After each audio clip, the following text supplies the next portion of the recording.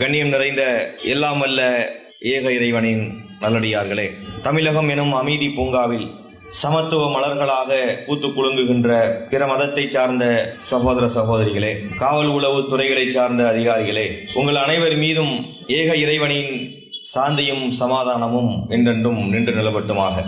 தமிழ்நாடு தௌஹீத் ஜமாஅத் மயிலாடுதுறை மாவட்டத்தின் சார்பில் ஏற்பாடு செய்யப்பட்டிருக்கும் இந்த தெருமுனை கூட்டத்தில் இந்திய சுதந்திர யுத்தமும் இஸ்லாமியர் சிந்திய ரத்தமும் என்ற தலைப்பை எனக்கு வழங்கியிருக்கிறார்கள்.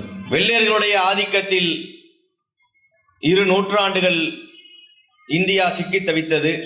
ஆரம்பத்தில் வியாபார நோக்கத்திலே ஈஸ்ட் இந்தியன் கம்பெனி, அதாவது கிழக்கிந்திய கம்பெனி என்ற பெயரிலே வியாபாரம் செய்ய வந்த வெள்ளையர்கள் காலப்போக்கிலே இந்த நாட்டையே தன்னுடைய காலனி நாடாக, தாங்களே ஆட்சி செய்யக்கூடிய நாடாக இதை மாற்றி அமைக்கின்றார்கள்.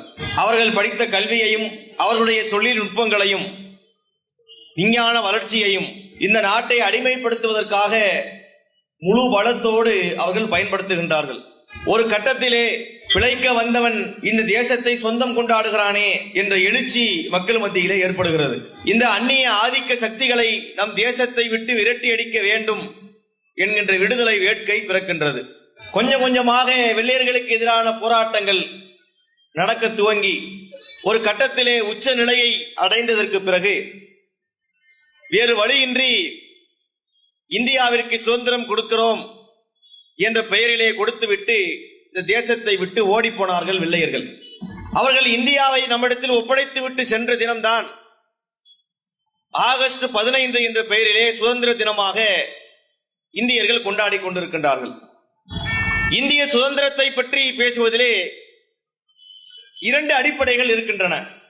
பொதுவாக நம்முடைய நாடு எப்படியெல்லாம் இருந்தது, எப்படிப்பட்ட மாற்றங்களை அது அடைந்தது, வெள்ளையர் ஆதிக்கத்திலே அது எவ்வாறு செயல்பட்டது, இறுதியிலே எப்படி சுதந்திரம் பெற்றது என்பது ஒரு பார்வை.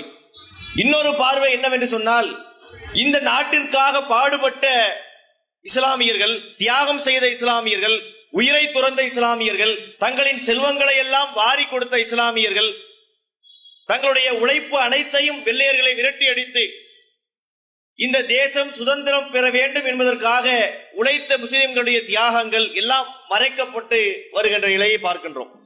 அப்ப இந்த 2ஐயும் மையப்படுத்தி முஸ்லிம்கள் இந்த நாட்டிற்காக செய்த உழைப்பு என்ன, இந்த தேசம் விடுதலை அடைந்ததிலே முஸ்லிம்களுடைய பங்கு என்ன என்பதையும், எந்தெந்த தியாகங்கள் எல்லாம் ஒரு தரப்பினரால் இருட்டடிப்பு செய்யப்பட்டு வரலாற்றிலே அது மறைக்கப்பட்டிருக்கிறது என்பதை உலகிற்கு தெளிவாக எடுத்துச் சொல்லும் நோக்கத்திலும் இந்திய விடுதலை யுத்தமும் சிந்திய இஸ்லாமிய ரத்தமும் என்ற பொருத்தமான தலைப்பை எனக்கு வழங்கியிருக்கிறார்கள். அன்பான சகோதரர்களே, சகோதரிகளே, நாம் வாழக்கூடிய நாட்டிலே முஸ்லிம்கள் என்று சொன்னால் அவர்கள் இந்த தேசத்திற்கு தொடர்பே இல்லாதவர்கள். இஸ்லாமியர்களுக்கும் இந்தியாவுக்கும் என்ன இருக்கிறது? அவங்களாம் பாகிஸ்தான்ல இருக்க வேண்டியவர்கள், ஏதோ சில காரணங்களால் இங்கே தங்கி போய்விட்டார்கள். அவங்களுக்கு தேசப்பற்று கிடையாது, அவங்களுக்கு இந்திய நாட்டின் மீது எந்த பற்றும் கிடையாது. அவர்கள் இந்த இந்தியாவிலே அடக்குமுறை செய்து ஆயுதங்களை கொண்டு இஸ்லாமிய மார்க்கத்தை பரப்பிவிட்டார்கள் என்றெல்லாம் முஸ்லிம் சமுதாயத்தை பற்றிய தப்பும் தவறுமான பிரச்சாரங்களை பல இடங்களிலே நாம் கேள்விப்படுகின்றோம். ஆனால் உண்மை நிலவரம் என்ன தெரியுமா?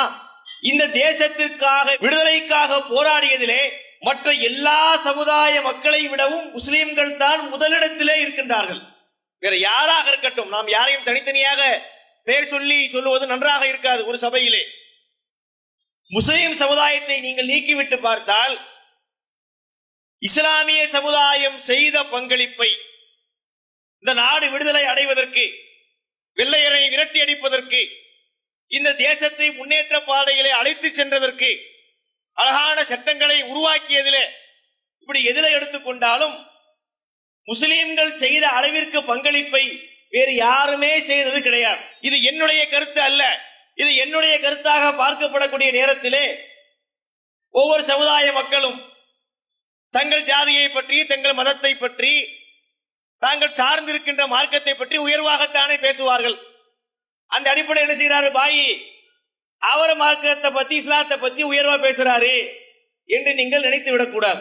நான் சொல்லக்கூடிய இந்த கருத்துக்களுக்கு உரிய ஆதாரங்களை நான் சமர்ப்பிக்கின்றேன். 20/12/1975 ஆண்டு குஷ்வந்த் சிங் என்று சொல்லப்படக்கூடிய ஒரு பத்திரிகையாளர், இந்தியாவில் இருக்கக்கூடிய மிக முக்கியமான பத்திரிகையாளர்கள்ல இந்த குஷ்வந்த் சிங் மிக முக்கியமானவர். இவர் தன்னுடைய இல்லஸ்ட்ரேட்டட் வீக்லி என்ற பத்திரிகையிலே சில வார்த்தைகளை குறிப்பிடுகின்றார். அது ஒரு ஆங்கில பத்திரிகை. அல்ல, என்ன குறிப்பிடுகின்றார்? Indian freedom is written in Muslim blood என்று குறிப்பிடுகின்றார். இந்தியாவுடைய சுதந்திர வரலாறு இஸ்லாமியர்களின் ரத்தத்தால் எழுதப்பட்டது என்று சொல்லுகின்றார். இதுக்கு மேல வேற வார்த்தை தேவை கிடையாது. அதான் இன்னைக்கு நம்ம தலைப்பு, இந்திய விடுதலை யுத்தம் சிந்திய இஸ்லாமிய ரத்தங்கிறது தலைப்பு. இதே வார்த்தையை அவர் பிரதிபலிக்கின்றார். இந்திய சுதந்திரம் முஸ்லிம்களுடைய ரத்தத்தால் எழுதப்பட்டது என்று குறிப்பிடுகின்றார்.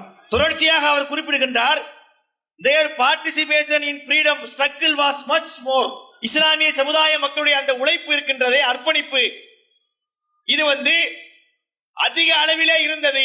எவ்வளவு அதிக அளவு என்று சொன்னால், முஸ்லிம் சமுதாய மக்கள் தங்களுடைய பாப்புலேஷனை விட அதிகமாக, தங்களுடைய மக்கள் தொகைக்கு விட அதிக விழுக்காடு இந்த தேச விடுதலைக்காக வேண்டி அவர்கள் போராடி இருக்கின்றார்கள் என்ற கருத்தை இஸ்லாமியர் அல்லாத குஷ்வந்த் சிங் என்று சொல்லக்கூடிய ஒரு சிங்கு தன்னுடைய பத்திரிகையிலே குறிப்பிடுகின்றார்.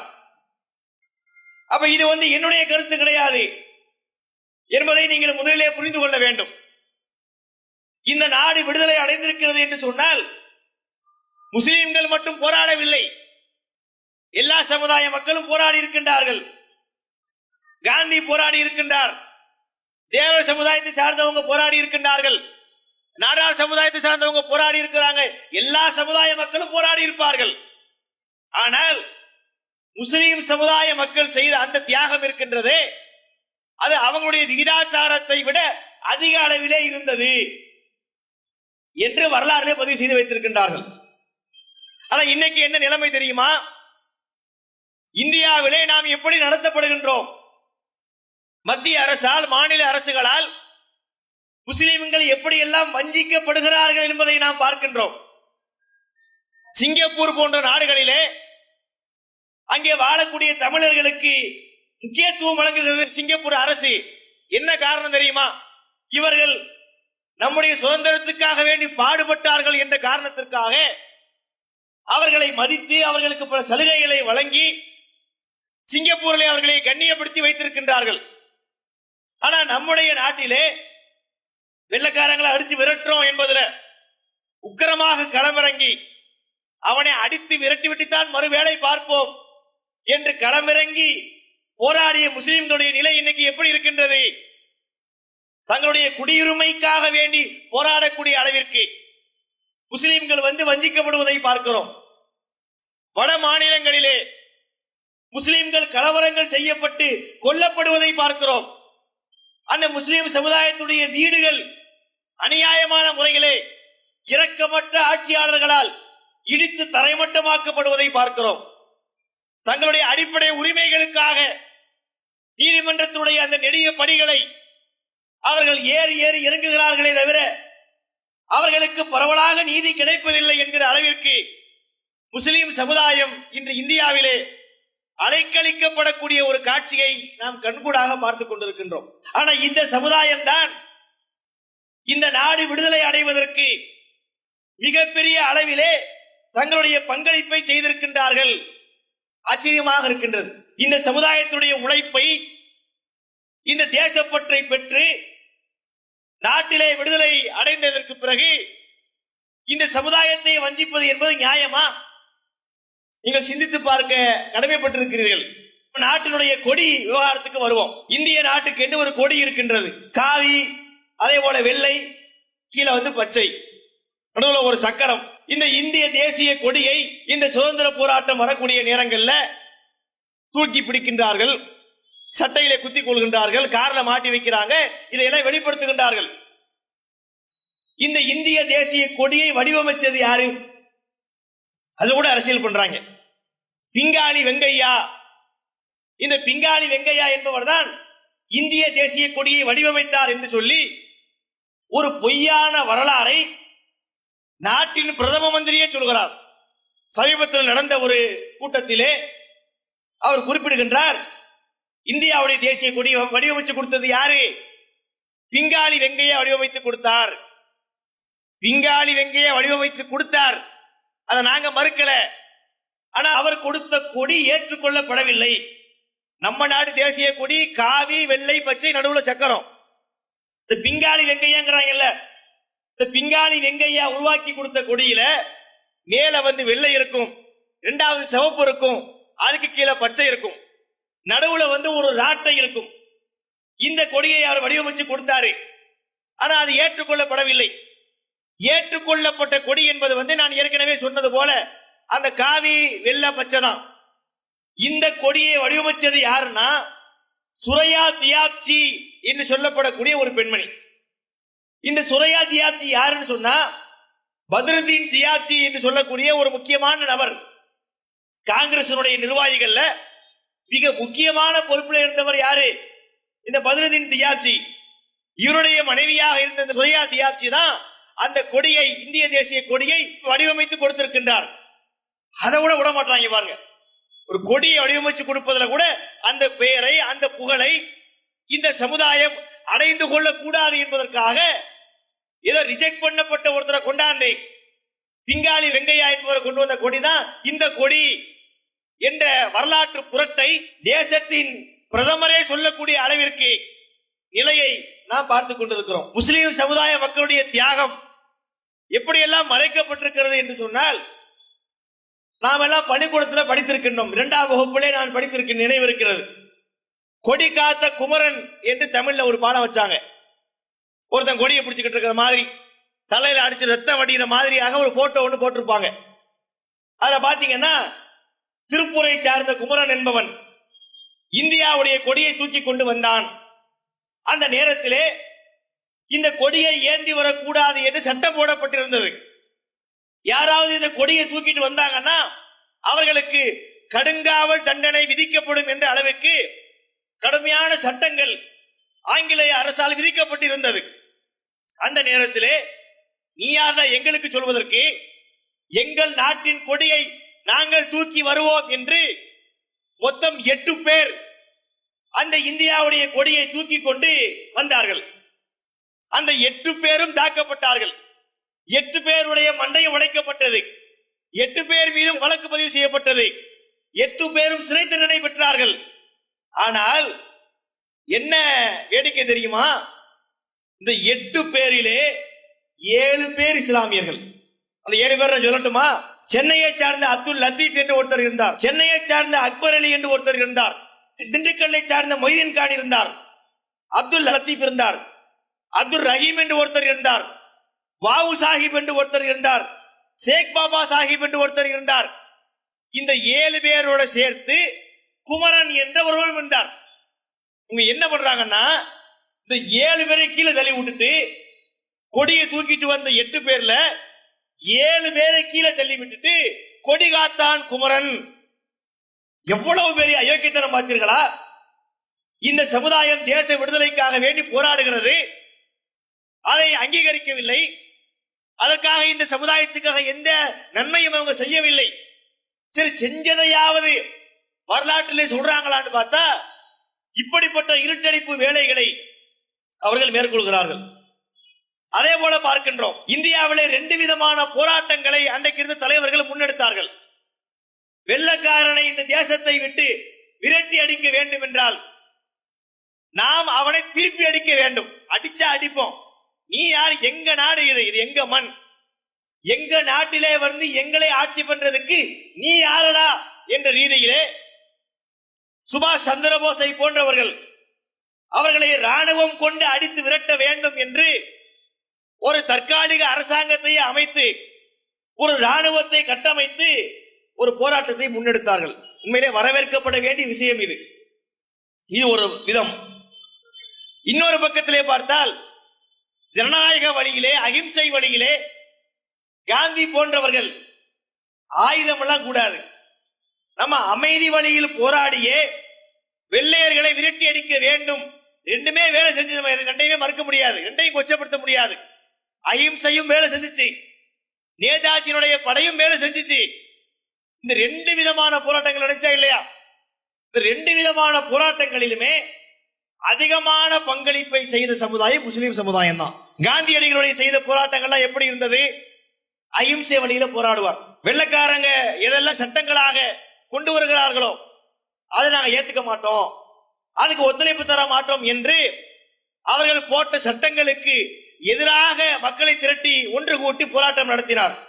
ஒத்துழையாமை இயக்கம், வரிகுடா இயக்கம், சட்ட மறுப்பு இயக்கம், உப்பு சத்தியாகிரகம், கள்ளுக்கடை மறியல், இதெல்லாம் காந்தியடிகள் தலைமை தாங்கி நடத்திய போராட்டங்கள்.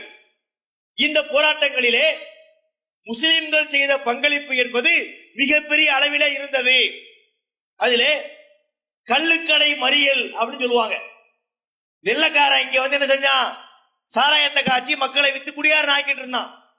அப்ப அந்த கள்ளுக்கடைகளை நடத்தக்கூடாது என்ற பெயரிலே ஒரு மறியல் போராட்டத்தை முன்னெடுக்கின்றார்கள். மதுரையில தான் அந்த கள்ளுக்கடை மறியல் போராட்டம் நடக்கின்றது. அதிலே மொத்தம் 19 பேர் பங்கெடுக்கிறாங்க. நல்லா கவனிக்கணும். மொத்தமே கலந்துகிட்டது 19 பேர் தான் கலந்துகிட்டாங்க. அந்த 19 பேரிலே 10 பேர் இஸ்லாமியர்கள். நம்முடைய பங்களிப்பு பாத்தீங்களா? பாதிக்கு மேல. எல்லா சமுதாய மக்களும் சேர்ந்து 9 பேர், முஸ்லிம்களுடைய எண்ணிக்கை மட்டும் 10 பேர். அப்ப நம்முடைய முன்னோர்கள் எப்படி இருந்திருக்கிறாங்க? இந்த தேசத்திற்காக களத்திலே இறங்கிய சமுதாயம். நம்ம இன்னைக்கு எப்படி ஆக்கிட்டாங்க? எதை முஸ்லிம்கள் என்றால் இந்த தேசத்துக்கு நமக்கு சம்பந்தம் இல்லையோ என்பது போல ஒரு எண்ணத்தை உண்டாக்கி வைத்திருக்கின்றார்களே. நாம் இல்லை என்று சொன்னால் இந்த இந்திய நாட்டுக்கு சுதந்திரம் என்பது கேள்விக்குறிதான். அந்த அளவிற்கு மிகப்பெரிய தியாகத்தை நம்ம சமுதாயம் செய்திருக்கின்றது. அதே போல இன்னொரு வரலாற்றை நான் உங்களுக்கு சொல்கிறேன். நாம கடையநல்லூர் மதரசாவிலே படித்துக் கொண்டிருந்த நேரத்தில் காலை நேரத்திலே டீ கடைக்கு போய் டீ குடிக்க போவோம். டீ குடிக்க போகும்போது ஏதாவது சாப்பிடாம டீ குடிக்க முடியுமா? ஏதாவது பக்கோடா ஏதாவது பொட்டனை வாங்கி சாப்பிடுவோம். சாப்பிட்டு முடிச்சதுக்கு பிறகு அந்த பேப்பரை ஒரு பார்வை பார்ப்பது வழக்கம். அப்படி நாம் பார்க்கக்கூடிய நேரத்திலே அந்த பக்கோடாவை சாப்பிட்டு விட்டு பார்த்தா ஒரு முக்கியமான வரலாறு இருக்கிறது. அது பக்கோடா படிக்கக்கூடிய பேப்பராக மாறி இருக்கின்றது. என்ன வரலாறு என்று சொன்னால் அமீர் ஹம்சா என்பவரை பற்றிய வரலாறு. இந்த அமீர் ஹம்சா என்பவர் யாரு? ராமநாதபுரம் அபிராமம் என்ற ஊரை சார்ந்தவர். அங்கே அவங்க அத்தா வந்து ஒரு பெரிய பணக்காரர். அவரும் ஒரு சுதந்திர போராட்ட தியாகியாக இருந்தார். அவர் இந்த தேசத்திற்காக வேண்டி பல செல்வங்களை எல்லாம் வாரி கொடுத்தவர். அவர் ஒரு கட்டத்தில் என்ன செய்கிறார்னா, தன்னுடைய லட்சக்கணக்கான ரூபாய்களை இந்திய நாடு சுதந்திரம் பெறுவதற்காக ஒப்படைப்பதோடு இந்த செல்வத்தோடு மட்டுமல்ல, என் மகன் அமீர் ஹம்சாவையும் இந்த தேசத்திற்காக நான் அர்ப்பணிக்கின்றேன் என்று சொல்லி தன் மகனையும் ஒப்படைக்கின்றார். யாரு? இந்த அமீர் ஹம்சாவுடைய தகப்பனார். இந்த அமீர் ஹம்சா எங்கே வாழ்ந்தவர்? பர்மாவிலே ரங்கூனிலே வாழ்ந்தவர். இவர் ஒரு பெரிய வைர வியாபாரி. பணக்காரன் சொன்ன லேசுப்பட்ட பணக்காரர் கிடையாது. மிகப்பெரிய அளவிலே செல்வ செழிப்பிலே வாழ்ந்தவர் யாரு? இந்த அமீர் ஹம்சா. இவரு நேதாஜியினுடைய பேச்சுக்களால் ஈர்க்கப்பட்டு நாம வந்து இந்திய தேசிய ராணுவத்தை அமைக்க வேண்டும், INA என்று சொல்லப்படக்கூடிய இந்தியன் நேஷனல் ஆர்மியை அமைக்க வேண்டும், வெள்ளக்காரங்களை ஓட ஓட விரட்டி அடிக்க வேண்டும் என்பதற்காக சுபாஷ் சந்திர போஸ் எங்கையெல்லாம் போய் கூட்டங்கள் போடுகிறாரோ அதை போய் பங்கெடுக்கின்றார். அதுக்கு நன்கொடைகளை கொடுக்கின்றார். லட்சக்கணக்கான ரூபாய்களை வாரி கொடுக்கின்றார். அது மட்டுமல்லாமல் தானும் அந்த ராணுவத்திலே இணைந்து பணிபுரிகின்றார். அவர் இந்த தேசத்துக்காக வேண்டி கொடுத்த ரூபாய்கள் இன்னைக்கு எத்தனை கோடி பெரும் தெரியுமா? அன்னைக்கு பல லட்சம் சொன்னா இன்னைக்கு பல கோடி பெருமானம். அந்த அளவிற்கு கோடிக்கணக்கான ரூபாய்களை இந்த நாட்டின் விடுதலைக்காக வேண்டி இந்திய தேசிய ராணுவத்தின் செலவினங்களுக்காக அள்ளி வாரி கொடுத்தவர் யாரு? அமீர் ஹம்சா. இப்ப வாழ்ந்தாருங்க. 2016 ஆண்டு வரைக்கும் வாழ்ந்தார். பட்டினப்பாக்கத்திலே வாழ்ந்தார். அவர் கடைசியில் அவருடைய நேரத்தில் வந்து வறுமையிலே சரியான சாப்பாடு கூட இல்லாம, குடியிருப்பதற்கு வகையான வீடு இல்லாமல் தான் அவருடைய இறுதி காலங்கள் அமைந்திருந்தது. அரசாங்கம் அவர்களை அங்கீகரிக்கவில்லை. அவர் செய்த தியாகத்தை பற்றி நமக்கு வரலாற்றில் சொன்னாங்களா? அவரே பேசிய ஒரு வீடியோ கிளிப் ஒன்று இருக்கிறது. நீங்க போய் தேடி பார்த்தீங்கன்னா அமீர் ஹம்சான்னு போட்டு பார்த்தா அந்த வரலாறு கிடைக்கும் உங்களுக்கு. அவரே பேசி இருக்கின்றார். என்ன பேசுகிறார்? நான் இந்த சுதந்திரத்துக்காக வேண்டி பாடுபட்டிருக்கிறேன். என்னுடைய சொந்த வேலைக்காக நான் பாடுபட்டதை விட இந்திய நாட்டின் விடுதலை ஒன்றைய குறிக்கோளாக கொண்டு நாங்கள் எல்லாம் வாழ்ந்திருக்கின்றோம். நாங்கள் இந்த நாட்டுக்காக வேண்டி பாடுபட்டதற்காக, நேதாஜியினுடைய இந்த ராணுவத்திலே இணைந்து போரிட்டதற்காக எங்களுக்கு கிடைத்த பரிசு என்ன தெரியுமா? வெள்ளக்காரர்கள், பிரிட்டிஷ்காரர்கள் எங்களுக்கு மரண தண்டனையை விதித்தார்கள். எத்தனை பேருக்கு? 33 பேர். இந்த எண்ணிக்கையெல்லாம் நீங்க கொஞ்சம் கவனிச்சுன்னா நல்லா இருக்கும். ஏன்னா முஸ்லிம் சமுதாயத்துடைய பங்களிப்பு அப்பதான் நமக்கு தெரியும். இந்த ராணுவத்திலே இருந்து பிடிக்கப்பட்ட முக்கியமான அதிகாரிகள், அதுல 33 பேருக்கு, நேதாஜியும் சேர்த்து 33 பேருக்கு மரண தண்டனையை விதித்து பிரிட்டிஷ் அரசாங்கம் உத்தரவு பிறப்பித்துவிட்டு போய்விட்டார்கள். ஆனால் இந்த 33 பேர்ல 21 பேர் இஸ்லாமியர்கள். என்னைக்கு பாத்தீங்களா? மற்ற எல்லா சமுதாயமும் சேர்ந்து 12. இங்க எத்தனை சமுதாயம் இருக்கிறது நமக்கு தெரியாது, கிடையாது. எல்லா சமுதாயமும் சேர்ந்து 12, முஸ்லிம் சமுதாயம் மாத்திரம் 21. இவர்களுக்கு மரண தண்டனை கொடுத்துட்டு போயிட்டாங்க. அப்ப காந்தி, நேரு போன்ற முக்கிய தலைவர்கள்லாம் போய் லண்டன் பிரிவு கவுன்சில் ஒரு நிகழ்ச்சி நடத்தினாங்க. அதுல போய் பேச்சுவார்த்தை நடத்தி இதை ரத்து செய்து இவங்க விடுதலை செய்யப்பட்டாங்க என்ற வரலாற்றை பார்க்கிறோமே. அப்ப இந்த நாட்டுக்காக வேண்டி முஸ்லிம் சமுதாயத்தை விட போராடிய ஒரு சமுதாயம் இருக்கின்றதா? நேதாஜியுடைய படையா இருக்கட்டுமே, வள்ளல் ஹபீப் என்று சொல்வார்கள். 1 கோடி ரூபாய். அன்னைக்கு 1 கோடினா என்ன? அன்னைக்கு தங்கத்தினுடைய விலை ஒரு பவுனும் வெறும் 30 ரூபாய். அன்னைக்கு அந்த 30 ரூபாய் என்ற காசு பெருசு. அப்படிப்பட்ட ஒரு காலகட்டத்திலேயே 1 கோடி ரூபாயை இந்திய தேசிய ராணுவத்துக்காக வேண்டி கொடுத்தவர் யார்?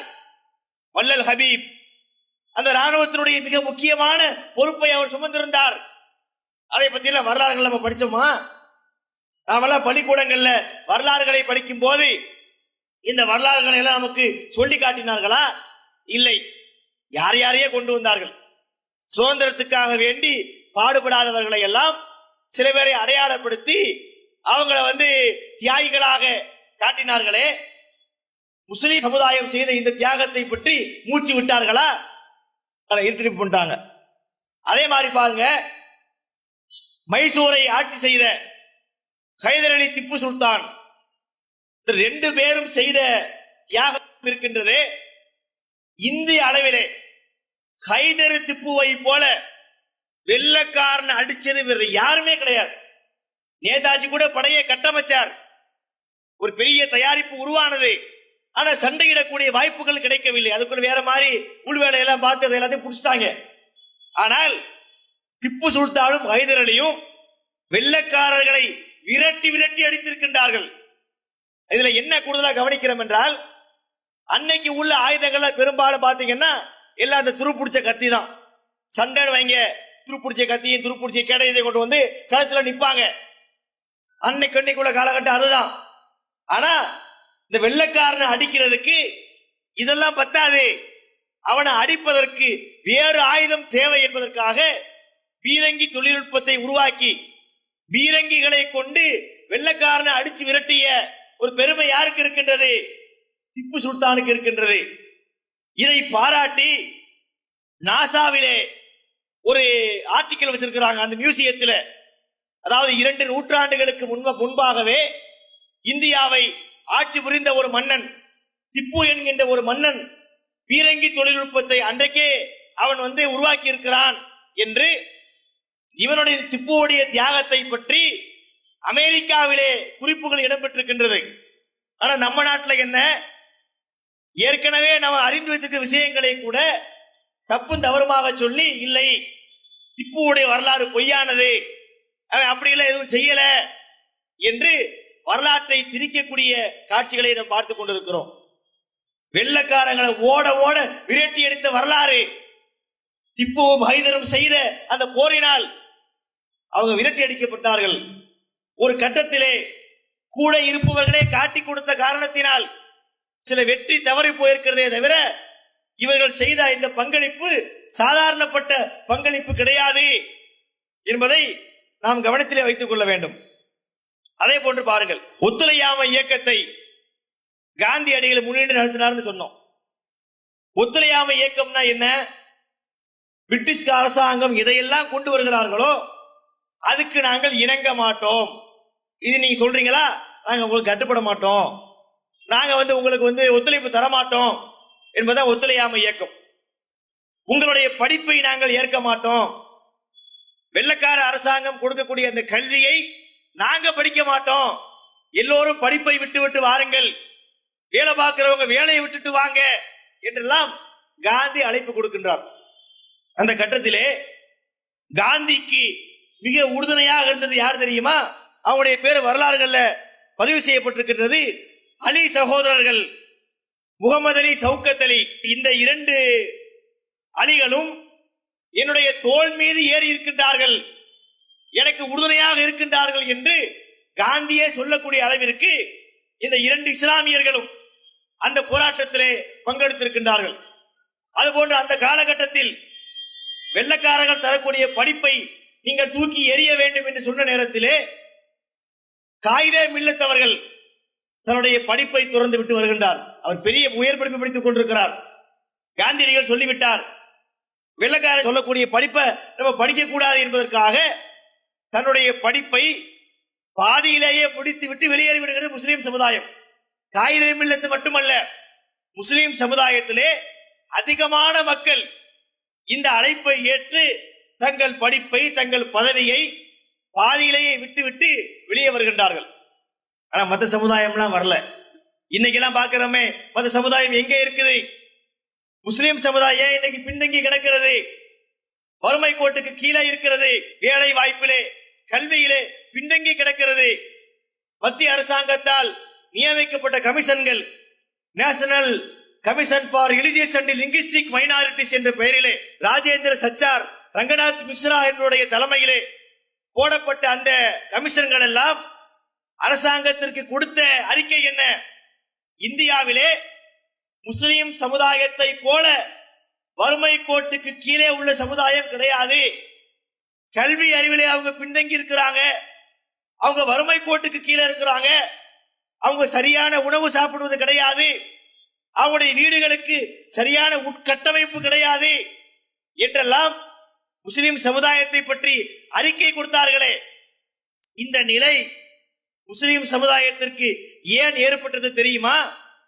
ஒத்துழையாமை இயக்கத்தின் போது படிப்பு தூக்கி போட்டு வாங்கன்னு சொன்னாங்களே, இந்த நாட்டுக்காக அது பயன்படும் என்பதற்காக தங்களுடைய படிப்பை, பதவியை எல்லாம் தூக்கி எறிந்து விட்டு வெளியே வந்த சமுதாயம் முஸ்லிம் சமுதாயம். அதனுடைய விளைவை நாம் இன்னைக்கும் அனுபவித்துக் கொண்டிருக்கிறோம். அது மட்டும் கிடையாது, பள்ளிவாசல்களிலே வார வாரம் வெள்ளிக்கிழமை குத்துபா உரை நிகழ்த்துவார்கள், மார்க்க பிரச்சாரம் பண்ணுவாங்க. அந்த பிரச்சாரத்தின் போது வெள்ளக்காரர்களை விரட்டி அடிக்க வேண்டும், இவர்களை உள்ளே விடக்கூடாது, களத்திலே இறங்குங்கள், அவர்களை விரட்டி அடிங்கள் என்பது போன்ற பிரச்சாரங்களை பள்ளிவாசல்களிலே மார்க்க அறிஞர்கள் முன்னெடுக்கின்றார்கள். முன்னெடுக்கக்கூடிய நேரத்தில் அது வெள்ளக்காரர்களுக்கு மிகப்பெரிய தலைவலியாக மாறுகிறது. என்னடா இது, இந்த அஜரத்துமார்கள் பள்ளிவாசல்கள்ல எல்லாரையும் கிளப்பி விட்டுறாங்க, எல்லாம் நமக்கு எதிராக போராடுறாங்களேன்னு சொல்லி இந்த மார்க்க மத குருமார்களை, அவர்கள் இமாம்களை கையகப்படுத்துவதற்காக ஒரு கவர்ச்சிகரமான திட்டத்தை வெள்ளக்கார அரசு அறிவிக்கிறாங்க. என்ன திட்டம் என்று சொன்னால், ஷம்சுல் உலமா. உலமான்னு சொன்னா மார்க்க அறிஞர், மத குரு, முஸ்லிம் உள்ள மத குரு மாதிரி மார்க்க அறிஞர். ஷம்சுனா சூரியன், உலமாக்களின் சூரியனே என்ற பட்டத்தை இந்த மார்க்க அறிஞர்களுக்கு வெள்ளக்கார அரசாங்கம் அறிவிக்கிறது. எதற்காக? இந்த பட்டத்தை கொடுத்தால் அதுக்கு சில சலுகைகள் கிடைக்கும். அந்த சலுகையை பெற்றுக்கொண்டு நம்மை பற்றி மக்களை தூண்டி விடாமல் இருப்பார்கள் என்பதற்காக வெள்ளக்கார அரசு இது மாதிரி திட்டங்களை அறிவித்தார்கள். இந்த முஸ்லிம் சமுதாயம் அதுக்கு சட்டம் பண்ணியதா? அதை பத்தி எல்லாம் கவலைப்படவில்லை. உன் ஷம்சுல் உலமா பட்டம் எனக்கு தேவையில்லை என்று சொல்லிவிட்டு முஸ்லிம் சமுதாயத்தை விடுதலை வேட்கையை ஊட்டக்கூடிய வேலையை அன்றைக்கு வாழக்கூடிய இமாம்கள் பள்ளிவாசல்களை நிறைவேற்றி இருக்கின்றார்கள். அதனுடைய ஒரு வெளிப்பாடு தான் உத்தரப்பிரதேசத்தில் இருக்கக்கூடிய ஹூனி மஸ்ஜித் சொல்லுவாங்க. ஹூனி மஸ்ஜித் சொன்னா ஹூன்னு ரத்தம் என்று சொல்லுவார்கள். அந்த பள்ளிவாசல் இன்னைக்கும் இருக்கின்றது. அந்த இரத்த கரைகள் முஸ்லிம்கள் செய்த தியாகத்திற்கு சாட்சி சொல்லிக் கொண்டிருக்கிறது. முஸ்லிம்கள் வெள்ளைக்காரங்களுக்கு எதிராக போராடுறாங்க என்ற காரணத்தினால் பள்ளிவாசலுக்குள்ளே புகுந்த வெள்ளைக்காரர்கள் அங்கே தொழுது கொண்டிருந்த முஸ்லிம்கள் மீது துப்பாக்கியால் சுடுகின்றார்கள். தோட்டாக்கள் துளைக்கின்றது, இரத்தங்கள் தெரிக்கின்றது, நூற்றுக்கணக்கான முஸ்லிம்கள் கொல்லப்படுகின்றார்கள். அதிலே தெரித்த இரத்தங்கள் சூறுகளிலே தெரித்த காரணத்தினால் இன்னைக்கும் அது முஸ்லிம்கள் செய்த தியாகத்திற்கு சான்றாக இருக்கிறது. இதையெல்லாம் மறுக்க முடியுமா? இந்த தேசம் விடுதலை பெறுவதற்காக இப்படிப்பட்ட தியாகங்களை எல்லாம் நம்ம சமுதாயம் செய்திருக்கின்றது. அதை எல்லாம் என்ன செய்யறாங்க, வரலாறுல வகையாக மறைத்திருப்பதை பார்க்கின்றோம். பகதூர் ஷாவை பற்றி சொல்வார்கள். பகதூர் ஷா யாரு? அதுலயும் தில்லுமுள்ளுதான். முகலாயர்கள் இருந்தாங்கல்ல, முகல்ஸ் சொல்லுவாங்க. அதுல வாழ்ந்ததுல கடைசியாக வாழ்ந்தவர் தான் பகதூர் ஷா. இவங்க என்ன பண்றாங்க, வரலாற அவுரங்கசீப்போட முடிக்கிறாங்க. அது பெரிய பொய். அது முகலாயருடைய கடைசி மன்னன் யாரு? அவுரங்கசீப் தான் கடைசி, அப்படி முடிச்சுக்குவாங்க. அவுரங்கசீப்புக்கு பிறகு ஆட்சி நீளுகிறது. கொஞ்சம் பலம் குன்றி போனாங்க என்பது வேறு விஷயம். ஆனா அதுக்கு பிறகு முகலாய அரசு இருக்கின்றது.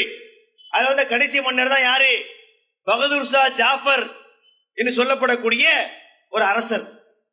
இவர் கடுமையான திட்டங்களை தீட்டி வெள்ளைக்காரர்களுக்கு எதிராக மிகப்பெரிய போர்களை எல்லாம் முன்னெடுத்திருக்கின்றார். ஒரு கட்டத்திலே இவரை சிறைபிடித்து பர்மா சிறையிலே கொண்டு போய் இவரை அடைக்கின்றார்கள். அடைத்து அவருக்கு கொடுக்கப்பட்ட தண்டனை என்ன தெரியுமா? காலை உணவு சாப்பிடக்கூடிய நேரம், காலை உணவு சாப்பிடுற நேரம். அப்ப அவருக்கு ஒரு தட்டு வருது. அந்த தட்டுல என்னமோ ஒரு பொருள் இருக்கிறது.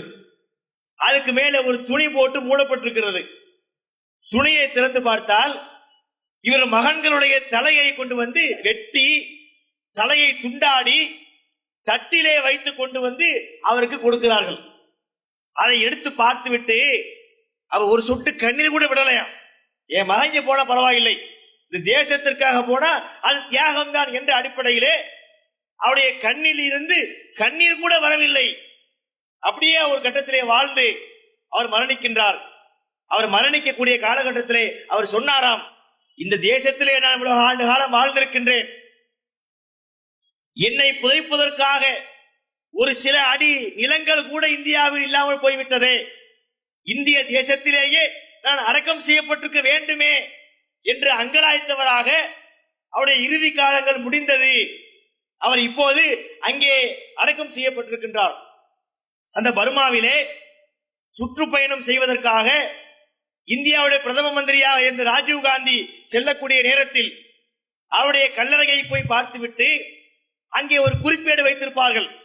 யாராவது பார்த்தாங்கன்னா தங்களுடைய கருத்துக்களை அந்த குறிப்பேட்டிலே எழுதிட்டு போவாங்க.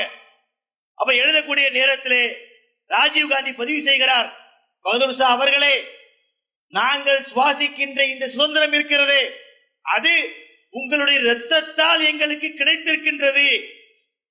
இன்னைக்கு நாங்க சுதந்திரமா இருக்கிறோம் என்று சொன்னால் அது உங்களாலதான் என்ற கருத்தை குறிப்பாக எழுதி வைத்து விட்டு வருகின்றார். அது இன்னைக்கும் பாதுகாக்கப்பட்டு இருக்கின்றது. அப்ப நம்ம சமுதாயம் செஞ்ச தியாகம் கொஞ்சமா நஞ்சமா யோசிச்சு பாருங்க. இன்னைக்கு நமக்கே பல பேருக்கு தெரியாது, ஏதாவது தியாகம் பண்ண போல இருக்குன்னு போய்கிட்டு இருக்கிறோம். நாம் செய்த தியாகம் என்பது சாதாரண தியாகம் கிடையாது. மிகப்பெரிய அளவிலான தியாகங்களை நாம் முன்னெடுத்திருக்கின்றோம். எத்தனையோ தியாகங்களை சொல்லிக்கொண்டே போகலாம்.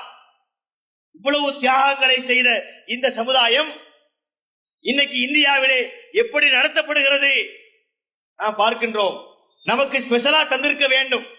இந்த சமுதாயம் இந்த நாட்டுக்காக வேண்டி அடிபட்ட சமுதாயம், உயிர் தியாகம் செய்த சமுதாயம், கல்வியை பதவியை இழந்த சமுதாயம். எனவே இந்த முஸ்லிம்களுக்காக அதிகமான சலுகைகளை உரிமைகளை நமக்கு வாரி கொடுத்திருக்க வேண்டும். ஆனால் இன்னைக்கு இந்தியாவிலே நம்முடைய நிலைமை எப்படி இருக்கின்றது பார்க்கின்றோமா இல்லையா? வட மாநிலங்களிலே மிக மோசமான முறையிலே கும்பல் வன்முறைகளால் முஸ்லிம்கள் கொத்து கொத்தாக கொல்லப்படுகின்றார்கள்.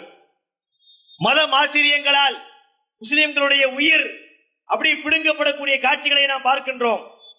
எந்த அளவிற்கு அது போகிறது என்றால் அதை வீடியோ எடுத்து சமூக வலைத்தளங்களிலே பரப்பக்கூடிய அளவிற்கு கொடுமையான முறையிலே இந்த இனப்படுகொலையை அவர்கள் முன்னெடுத்துக் கொண்டிருக்கின்றார்கள். என்ன வேதனை தெரியுமா? இந்த தேசத்தை காட்டி கொடுத்தவர்கள், இந்த தேச சுதந்திரத்திலே துளி கூட சம்பந்தமில்லாதவர்கள், இந்தியாவுடைய தந்தை என்று சொல்லப்படக்கூடிய மகாத்மா காந்தி என்று சொல்லப்படக்கூடிய காந்தி அவர்களை சுட்டுக் கொண்டவர்கள், சுட்டுக்கொண்ட கோட்சேவை தலையிலே வைத்து கொண்டாடக்கூடியவர்கள் இன்னைக்கு மிகப்பெரிய ஆள்களாக மாறி போயிருக்கிறார்கள். இந்த வருஷத்துல பாத்தீங்கன்னா திடீரென்று ஒரு தேசப்பற்று, என்ன தேசப்பற்று? தூக்கு கொடிய 2014 ஆட்சிக்கு வந்தாங்க. 2014 ஆட்சிக்கு 2022 வரைக்கும் கொடிய தூக்க காணோம். திடீரென்று என்ன ஒரு தேசப்பற்று? அத திடீர்னு நான் கிளம்பும், அவங்களுக்கு ஏதாவது ராத்திரி 10 மணிக்கு ரூபா நோட்டு செல்லாது, திடீர்னு கிளம்பும்.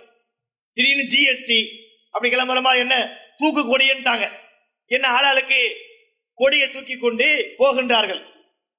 நான் கேட்கிறேன், இந்த கொடியை தூக்குவதில் மாத்திரம் தேசப்பட்டு இருக்கிறதா?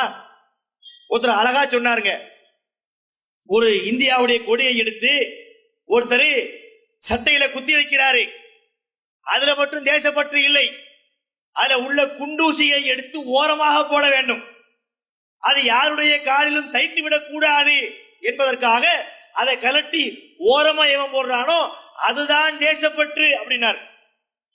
நல்ல கட்டா இல்லையா அது? அப்ப தேசப்பற்று என்று சொன்னால் கொடியை தூக்கிட்டு போறது மட்டும் தேசப்பற்றா? முஸ்லிம் சமுதாய மக்களுக்கு இந்த நாட்டுக்கு மேல அக்கறையே இல்லாததை போலவும் என்னமோ திடீரென்று கொடியை தூக்கிட்டு ஒரு கூட்டம் இன்னைக்கு கிளம்பி இருக்கின்றார்கள். அதுல பார்த்தோம்னா கொஞ்சம் கிறுக்கு முத்தி போய் எங்க பார்த்தாலும் கொடிக்கு கலர் அடிக்கணும், கொடிக்கு கலர் அடிக்கணும் என்ற பெயரில் மயிலாடுதுறையில மணிக்கூண்டில பிரச்சனை பண்ணி இருக்கின்றார்கள். மணிக்கூண்டு என்பது என்ன? 1943 ஆண்டில் இருந்து ஒரு முஸ்லிம் அப்துல் காதர் பாய் தான் அந்த மணிக்கூண்டை அமைக்கின்றார். எதுக்கு அமைக்கின்றார்?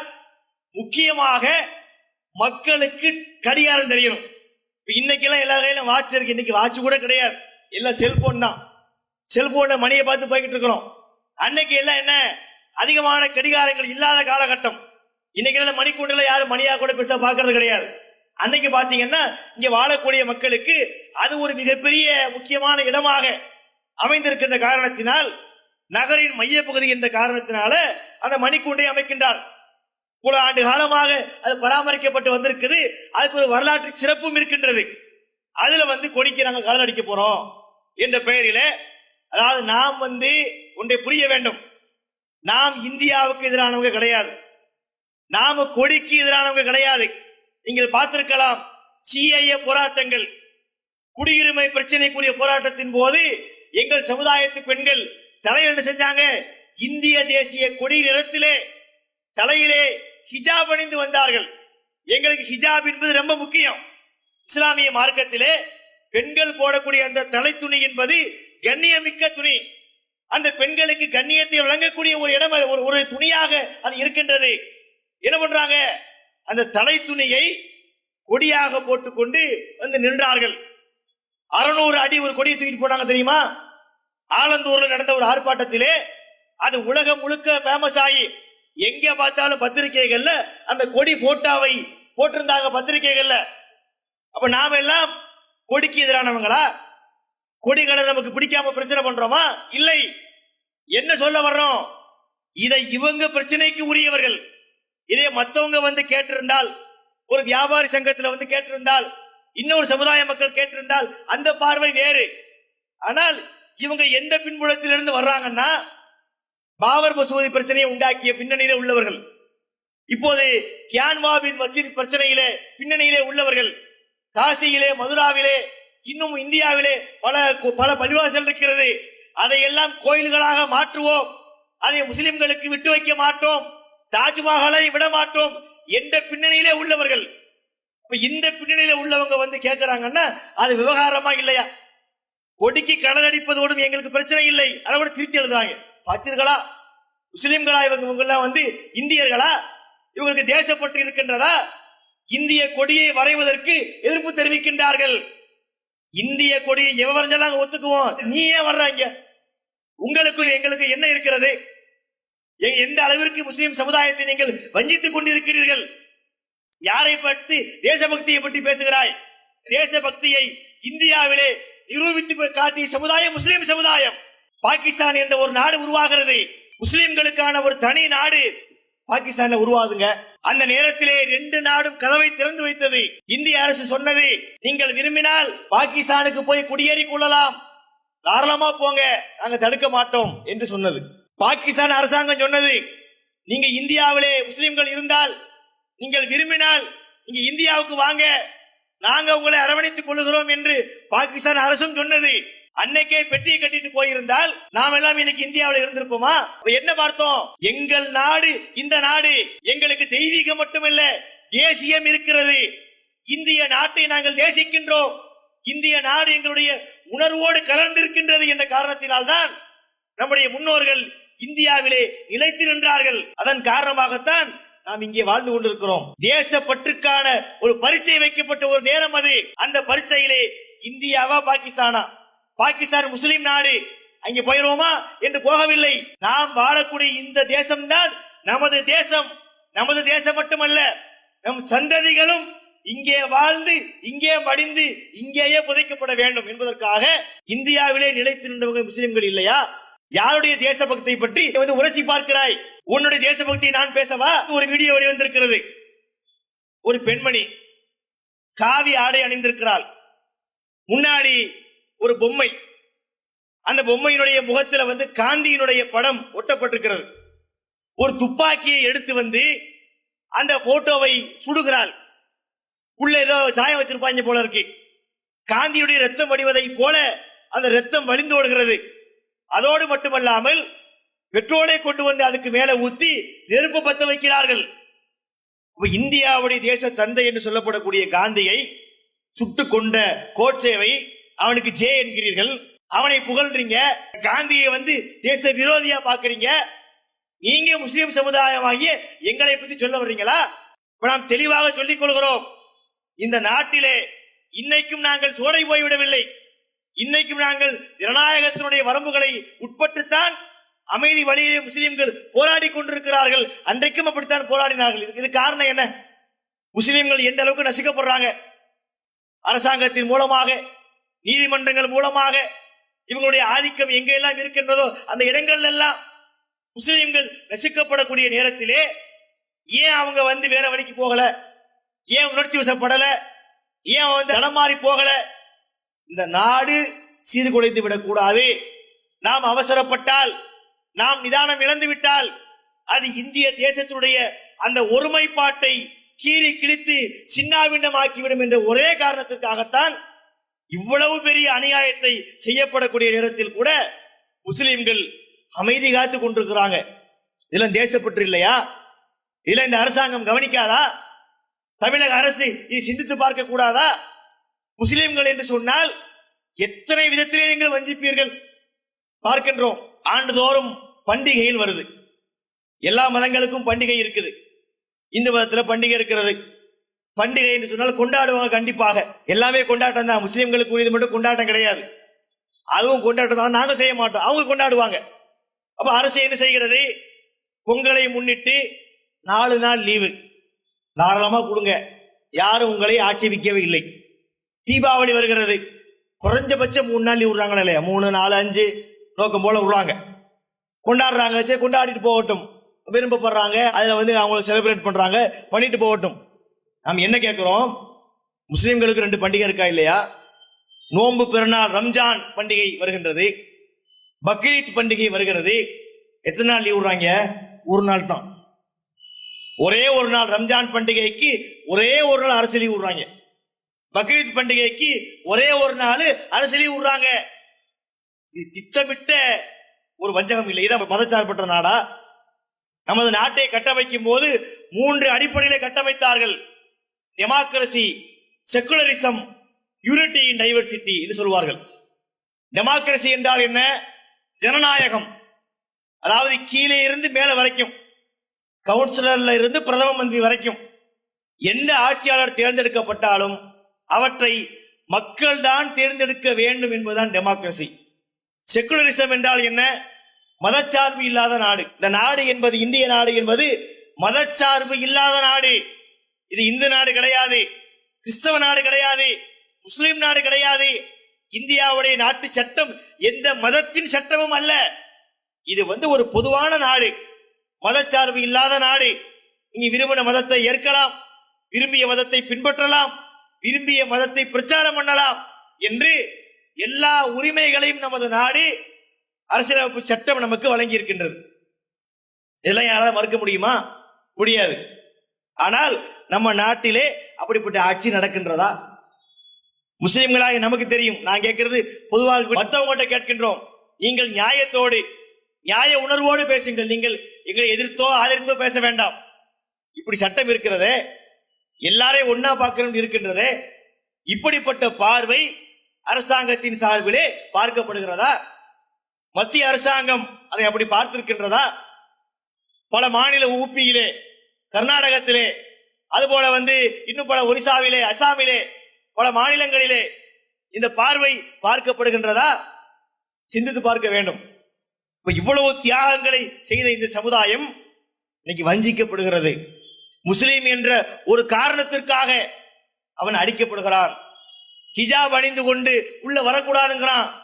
எல்லா மக்களும் தங்களுடைய அடையாளங்களோடு வர்றாங்க. சிலுவை போட்டு வர்றாங்க, மாலை போட்டு வர்றாங்க, பொட்டு வச்சு வர்றாங்க, தலையில டர்பன் கட்டி வர்றாங்க. அதை நான் குறை சொல்லி பேச வரவில்லை. அதெல்லாம் அவங்க மத உரிமைகள். இந்த நாட்டிலே அதுக்கு இடம் இருக்கிறது. இது ஒரு செக்குலர் நேஷன். இது ஒரு மதச்சார்பு இல்லாத நாடு. அதனால ஒரு நாடு அதுல தலையிட்டால் அதுல மதச்சார்பு உடைமை வரும். விரும்பினபடி வாங்கன்னு விட்டுற வேண்டியதுதான். இப்படி விடக்கூடிய நேரத்தில் என்ன சொல்றாங்க? முஸ்லீம்கள் மாத்திரம் ஹிஜாப் அணிந்து வரக்கூடாது. உங்கள் அடிமனதிலே கை வைத்து சொல்லுங்கள். இது மதச்சார்பின்மையா? முஸ்லீம்களுக்கு நீங்க தனியா செய்ய வேண்டாம். தனியா 5 கோடியோ 10 கோடியோ ஒதுக்கல. அவங்களுடைய மத நம்பிக்கைப்படி பெண்களுக்கு ஹிஜாப் உரிமை கொடுக்கப்பட்டிருக்குது. அது அவங்களுக்கு கண்ணிய ஆடைன்னு சொல்லப்பட்டிருக்கிறது. அதை அணிஞ்சு வர்றாங்க. அதை கூட அணிந்து வரக்கூடாதுன்னு சொல்லக்கூடிய அளவிற்கு இந்த தேசம் மாறி போயிருக்கிறது என்றால், பாருங்க, நம்ம சமுதாயம் இந்த தேசிய விடுதலைக்காக எப்படியெல்லாம் பாடுபட்டோம். எவ்வளவு உயிர் தியாகங்கள், எவ்வளவு செல்வங்கள், எல்லாத்தையும் இழந்திருக்கின்றோம். அதுக்கு நமக்கு கிடைத்த பரிசு என்ன? இன்று 2ஆம் தர 3ஆம் தர குடிமக்களாக நாம் எல்லாம் நடத்தப்படக்கூடிய ஒரு சூழலை பார்க்கின்றோம். தமிழகத்திலே ஓரளவுக்கு பரவாயில்லை. இங்கே சமத்துவம் நீண்ட நாட்களாக கடைபிடிக்கப்பட்டு வருகிறது. அதையும் கெடுக்கக்கூடிய வேலை தான் இந்த மணிக்கூண்டுக்குள்ள வர்றது. நான் ஏன் சொல்ல வரேன்னு புரியுதா? தமிழகத்தை பொறுத்த வரையிலே இது அமைதி பூங்கா. இங்கே இந்துத்துவத்திற்கு வேலை கிடையாது. இதை இந்த மக்கள் ஏற்றுக்கொள்ளவும் இல்லை. அதை கடந்த தேர்தல்கள்லையுமே, சட்டமன்ற தேர்தல்கள்ல, பாராளுமன்ற தேர்தல்கள்ல மக்கள் பாடம் போட்டி விட்டார்கள். அதே நேரத்திலே இது மாதிரியான தீய சக்திகள் இங்கேயும் உழைத்து வரக்கூடிய சூழ்நிலை இருக்கிற காரணத்தினாலதான் எங்கள் மக்களுக்கு விழிப்புணர்வுக்காக வேண்டி நாம் இதை பதிவு செய்ய வேண்டியிருக்கிறது என்பதை இங்கே நான் சொல்லிக்கொள்ள கடமைப்பட்டிருக்கிறேன். எனவே இந்த இடத்திலே நாம் ஒன்றை தெளிவாக புரிந்து கொள்ள வேண்டும். இந்த நாடு விடுதலை அடைந்திருக்கிறது என்று சொன்னால் அது நம்முடைய உழைப்பினால், முஸ்லிம்களுடைய பங்களிப்பினால் கிடைத்த விடுதலை. நம்ம சமுதாய மக்கள் செய்த தியாகம் சாதாரணப்பட்ட தியாகம் அல்ல. மிகப்பெரிய தியாகத்தை நம் சமுதாய மக்கள் இந்த தேசத்துக்காக வேண்டி வழங்கி இருக்கிறாங்க என்பதை நம்ம உணர வேண்டும். முஸ்லிம் சமுதாய மக்கள் குறைஞ்சபட்சம் அவர்களாவது அவங்க இருட்டடிப்பு பண்றாங்க, நம்ம வெளியே கொண்டு வர முயற்சி பண்ணுவோம். நம் சமுதாய மக்களாவது நாம் செய்த தியாகங்களை மறந்துவிடக் கூடாது. நம் சந்ததிகளுக்கு அதை சொல்லிக் கொடுப்பதற்கு தவறிவிடக் கூடாது. உங்களால் இயன்ற வரை கிடைத்த நபர்களுக்கு, அறிமுகமானவர்களுக்கு இந்த தியாகத்தை நீங்கள் எடுத்து சொல்லுங்கள். வாட்ஸ்அப்ல எத்தனை மெசேஜ் அனுப்புறீங்க, எவ்வளவு செய்தியை பரப்புறீங்க, இதை பரப்புங்கள். முஸ்லிம் சமுதாயம் செஞ்ச தியாகம் என்ன? கொடி காத்த குமரன் மட்டுமல்ல, கூட 7 பேர் எங்கால் இருக்கிறான், அனுப்புங்கள். 33 பேருக்கு தூக்கு தண்டனை கொடுக்கப்பட்டது, மரண தண்டனை இங்கிலாந்து அரசாங்கத்தால். அதுல 21 பேர் முஸ்லிம்கள் என்ற செய்தியை அவர்களுக்கு அனுப்புங்கள். அமீர் ஹம்சாவுடைய பங்களிப்பை அனுப்புங்கள். வல்லல் ஹபீபினுடைய பங்களிப்பை அனுப்புங்கள். இவையெல்லாம் நாம் பிரச்சாரம் செய்யக்கூடிய நேரத்திலே அது மக்கள் மத்தியிலே கொண்டு போய் சேரும் என்ற அடிப்படையில் நாம் அமைதியை நோக்கி பயணிக்கின்றோம். அன்னைக்கு வாழ்ந்த முஸ்லிம்கள் மட்டுமல்ல, இன்னைக்கு வாழக்கூடிய முஸ்லிம்களும் இந்தியாவை நாங்கள் நேசிக்கின்றோம். இந்தியாவின் மீது உள்ள நேசத்திலே, அந்த பற்றிலே எங்களுக்கு இம்மியும் குறைந்து போய்விடவில்லை. இன்னும் நாம் என்ன செய்கிறோம்? இந்த தேசத்திற்காகத்தான் பாடுபட்டுக் கொண்டிருக்கின்றோம். எங்களால் இயன்ற வரை தமிழ்நாடு தௌஹீத் ஜமாத்தை பொறுத்த வரையிலே மக்கள் பணியிலே பணியாற்றி கொண்டிருக்க கூட அறிவிச்சாங்க இரத்த தான முகாம்.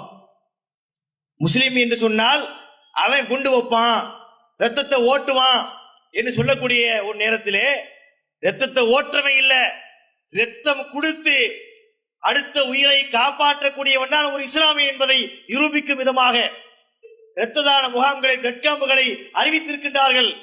இந்த சுதந்திர தினத்தை மட்டும் முன்னிட்டு மாத்திரம். அது மட்டுமல்ல, இயற்கை பேரிடர் வருகின்றது. நாகை மாவட்டத்தில் வந்துச்சு கஜா புயல், கடலூர்ல வந்து தானே புயல், சென்னை வெள்ளம், கடலூர் வெள்ளம். இது மாதிரி நேரங்களிலே களத்திலே இறங்கி, மதம்லாம் அங்கே கிடையாதுங்க. அங்கே பார்க்கும்போது நீ முஸ்லீமா உனக்கு தண்ணி பாக்கெட்டு, நீ இந்துவா உனக்கு இல்ல என்பது கிடையாது. காவல்துறை அதிகாரிகளுக்கு தெரியும், உளவுத்துறை அதிகாரிகளுக்கு தெரியும், அதுபோல அரசியல் எந்திரங்களுக்கு தெரியும். இந்த மாதிரி பேரிடர் வரக்கூடிய நேரங்களிலே முஸ்லிம் சமுதாய மக்கள் எந்த அளவுக்கு களத்திலே இறங்கி வேலை செஞ்சாங்க. இதுதான் உண்மையான தேசப்பற்று. சும்மா ஒரு கொடியை தூக்கிட்டு வண்டியில போறது மட்டும் தேசப்பற்று கிடையாது. களத்துல வந்து நின்னது யாரு? அன்னைக்கு மழை வெள்ளத்தில் பாதிக்கப்பட்ட மக்களுக்கு உறுதுணையாக நின்று மெழுகுவர்த்தி கொடுத்து அவருடைய இருட்டை போக்கி அங்கே ஒளியூட்டியவன் யார்? ஒரு இஸ்லாமியன் இல்லையா? அப்ப நாம் இதை செயற்கையாக செய்யவில்லை. அந்த எண்ணம் எங்களுக்கு இயற்கையிலே ஊட்டப்பட்டிருக்கிறது. இந்தியன் என்ற உணர்வும் இருக்கிறது. இஸ்லாமிய மார்க்கமும் எங்களுக்கு அந்த உதவி செய்யும்படி பணிக்கிறது. இந்த அடிப்படையிலே தான் இது மாதிரியிலான சமுதாய பணிகளையும் நாம் முன்னெடுக்கின்றோம். திருமறை குர்ஆனிலே இறைவன் சொல்கிறான், ஃபமன் அஹியாஹா வக அன்னமா அஹியன்னாஸ ஜமீஆ. எவன் ஒருவன் ஒரு மனிதரை வாழ வைக்கிறானோ அவன் உலகத்திலே இருக்கக்கூடிய அனைத்து மனிதனையும் வாழ வைத்தவனை போலாவான். மன் கத்ர நஃப்ஸன் பி கைரி நஃப்ஸின் அவ் ஃபஸாத் வக அன்னமா கத்ரன்னாஸ ஜமீஆ. எவன் ஒருவன் இன்னொருவனை அநியாயமாக கொலை செய்கிறானோ அவன் உலகத்திலே இருக்கக்கூடிய அத்தனை மக்களையும் கொன்றவனை போலாவான். இதுதான் இஸ்லாம் சொல்லக்கூடிய அறிவுரை என்பதை சொல்லிக்கொண்டு, இஸ்லாமியர்கள் இதை நோக்கித்தான் பயணிக்கின்றார்கள். அமைதி வழியிலே பயணிக்கின்றார்கள், திருமறை குர்ஆன் வழியிலே பயணிக்கின்றார்கள், நபிகளாருடைய அந்த போதனை வழியிலே பயணிக்கின்றார்கள், இந்தியாவை நேசிக்கின்றார்கள், இந்திய முன்னேற்றத்தில் அவங்க பங்கு கொண்டிருக்கின்றார்கள் என்பதை சொல்லிக்கொண்டு, இந்த பங்களிப்பு இன்னமும் தொடரும் என்பதை இந்த உலகத்திற்கு சொல்லியவனாக வல்ல இறைவன் நம் சமுதாயத்திற்கு நமது தியாகங்களை உலகத்திற்கு தெரிய செய்து நாம் படக்கூடிய கஷ்டங்களை எல்லாம் போக்கி தியாகம் செய்த இந்த சமுதாயம் இன்னைக்கு வஞ்சிக்கப்படாமல் நமக்கும் நல்ல உரிமைகளும் நிம்மதியான வாழ்க்கையும் கிடைப்பதற்கு இறைவன் கிருபை செய்ய வேண்டும் என்று கேட்டு என் உரையை முடிக்கின்றேன். அஸ்ஸலாமு அலைக்கும் வரஹ்மத்துல்லாஹி வபரகாத்துஹு.